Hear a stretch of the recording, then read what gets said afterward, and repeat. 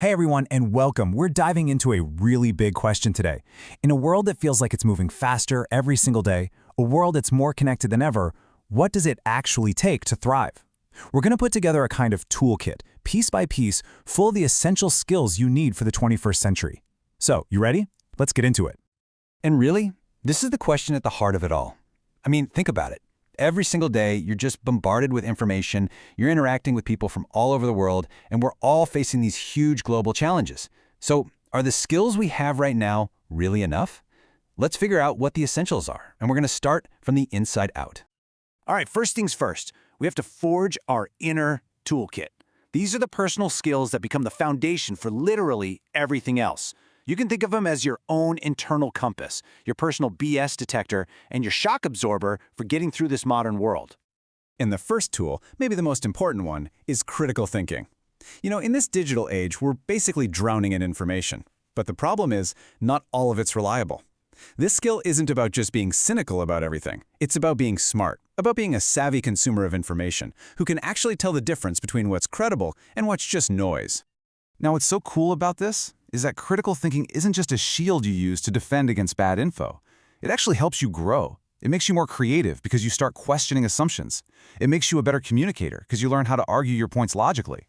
It's basically the operating system for a curious, effective mind. Okay, let's grab our next tool, resilience. So if critical thinking is our filter, resilience is our personal shock absorber. The world is always changing, and let's be real, setbacks are gonna happen. Resilience is that amazing ability to not just bounce back when things get tough, but to actually learn from it and come out stronger on the other side. So, how do we actually build it? Well, it's a process. It definitely starts inside, with your mindset and taking care of yourself. But notice how it also flows outward. It's totally connected to the people around you. Having strong social connections isn't just a nice little bonus, it's fundamental. It's the essential support system for your well-being. And that leads us perfectly to our third inner tool, empathy. You can think of this as the glue that holds us all together. It's that core human thing that lets us connect with each other, no matter our background, our culture, or what we believe. It's about genuinely trying to see the world through someone else's eyes. In this quote, this gets right to the heart of why empathy is so powerful. See, it's not a passive thing. Empathy is a catalyst. It's the spark that makes us want to stand up against injustice, to help people who are struggling, and to build communities where everyone feels like they belong. It literally turns understanding into action. So now that we've got our inner toolkit sorted out, let's see how this stuff builds outwards. In this next part, we're going to explore how these individual skills are absolutely critical for making our communities and our societies stronger for everyone. Let's just take democracy as an example. Over on the left, you've got the core ideas we're all aiming for. But then look at the right. Those are the modern challenges that are actively trying to tear those ideals down. Misinformation, digital manipulation, all this intense polarization. This is exactly where that first tool we talked about, critical thinking, becomes a non-negotiable for a healthy society. And that's the key point, right? Democracy can't just be some static thing, set in stone. It has to evolve. It has to grow, kind of like a tree, to really make sure it's representing all of its people. To fight back against these modern challenges, it has to become more inclusive, making sure every single voice gets heard. It's a constant work in progress. Another really powerful way we can connect our communities is through cultural exchange. I mean, in our globalized world, this is happening all the time anyway. It's all about bridging those gaps, not by trying to make everyone the same, but by actually celebrating and trying to understand our differences. And just look at the ripple effect here. It all starts with enhancing empathy on a personal level. And that understanding, it helps break down all those harmful stereotypes.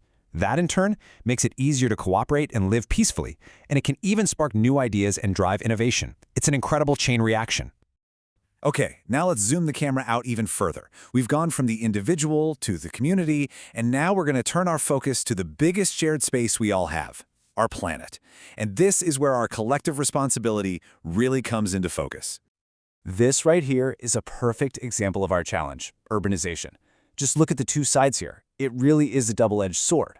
On one hand, yeah, it can lead to habitat loss and deforestation. But on the other hand, if cities are planned well, they can actually reduce our environmental impact per person and create amazing opportunities for green infrastructure, like vertical gardens or super efficient public transport. This brings us to a super important idea. biodiversity. It sounds complicated, but it's really just the rich variety of all life on Earth, from the tiniest microbe all the way up to the biggest whale. And this variety isn't just pretty to look at. It is the very foundation of stable, healthy ecosystems that keep our planet running. So why is losing it so alarming? Well, because this isn't some abstract environmental issue that doesn't affect us. The loss of biodiversity directly threatens the things we all need to survive. The insects that pollinate our food, the plants that become our medicines, and the healthy ecosystems that give us clean air to breathe and clean water to drink. And this quote just says it all, doesn't it? This isn't about saving the planet as if it's some separate thing from us. This is about securing our own future. Preserving biodiversity is, at its core, about preserving human well-being. So, what's the game plan? Well, it's got to be a multi-pronged attack. We have to actively work to preserve habitats, we need to shift to more sustainable ways of farming, and we absolutely have to tackle the overarching threat of climate change. These things aren't optional, and they're all connected. We need to do all of them. Okay, so we've journeyed from the self to society all the way out to the planet. In this last section, let's pull it all together and see how all these pieces fit and how we can use them to build a better future.